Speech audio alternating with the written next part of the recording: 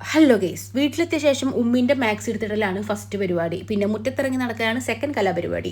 അങ്ങനെ മുറ്റത്തിറങ്ങി നടക്കുന്ന സമയത്താണ് റിയോ പ്ലാന്റ് എൻ്റെ കണ്ണിൽപ്പെട്ടത്. അപ്പം ഞാൻ കരുതി റിയോ പ്ലാന്റിനെ കുറിച്ച് തന്നെ ഇന്നത്തെ കഥ പറയാന്നുള്ളത്. റിയോ പ്ലാന്റിൻ്റെ ഏറ്റവും വലിയ സവിശേഷത എന്താണെന്ന് വെച്ചാൽ മുകളിൽ പച്ച കളറും അടിയിൽ വയലറ്റ് അല്ലെങ്കിൽ പർപ്പിൾ കളറിലാണ് കേട്ടോ ഇലകൾ വരുന്നത്. ഒരൊറ്റ ചെറിയ കമ്പാട്ടോ നമ്മൾ നഴ്സറിയിൽ നിന്ന് കൊടുന്ന് വെച്ചിട്ടുണ്ടായിരുന്നതാ. ഇപ്പോൾ ഇഷ്ടംപോലെ ചട്ടികൾ നമ്മൾ റിയോ പ്ലാന്റ് നിറഞ്ഞിരിക്കുകയാണ് കേട്ടോ. റിയോ പ്ലാന്റിൻ്റെ മുകളിൽ വന്ന് വീണിട്ടുള്ള അല്ലറ ചില്ലറ ഇലകളൊക്കെ ഞാൻ പെറുക്കി മാറ്റി കൊടുക്കുന്നുണ്ട്. പിന്നെ എന്താ മഴ പെയ്തുകൊണ്ടാണ് ഈ ഇലകളിലൊക്കെ നിറച്ചിങ്ങനെ വെള്ളത്തുള്ളി നിൽക്കുന്നത് കേട്ടോ.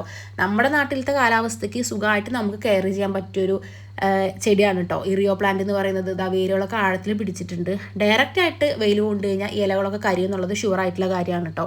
പിന്നെ വെള്ളം ഒഴിക്കുമ്പോൾ പ്രത്യേകം ശ്രദ്ധിക്കണം. മണ്ണ് ഉണങ്ങിയിട്ടുണ്ടെങ്കിൽ മാത്രം നമ്മൾ ഒഴിച്ചു കൊടുത്താൽ മതി. കൂടിപ്പോയ ആഴ്ചയിൽ 2 വട്ടം. ഓവറായിട്ടുള്ള വാട്ടർ ഈ ചെടിക്ക് താങ്ങാൻ പറ്റില്ല. പിന്നെ പെട്ടെന്ന് വളരുന്ന ഒരു ചെടിയാണിത്. കട്ടിങ്സ് ഒക്കെ വെച്ച് കഴിഞ്ഞാൽ സുഖമായിട്ട് ഒരുപാട് ചെടികൾ നമുക്ക് ഉണ്ടാക്കിയെടുക്കാം കേട്ടോ. പിന്നെ മണലും ചാണകപ്പൊടിയും കൂടെ ചേർത്തിട്ടുള്ള മണ്ണിലാണ് ഇത് ഉണ്ടാക്കിയെടുക്കുന്നത് എങ്കിൽ ഒന്നുകൂടെ ബെസ്റ്റ് ആയിരിക്കും. ഇത്തിരി കുഞ്ഞൻ കണ്ടില്ലേ, ഇവിടെ വാടി നാശമായി പോയിട്ടുണ്ട് കേട്ടോ.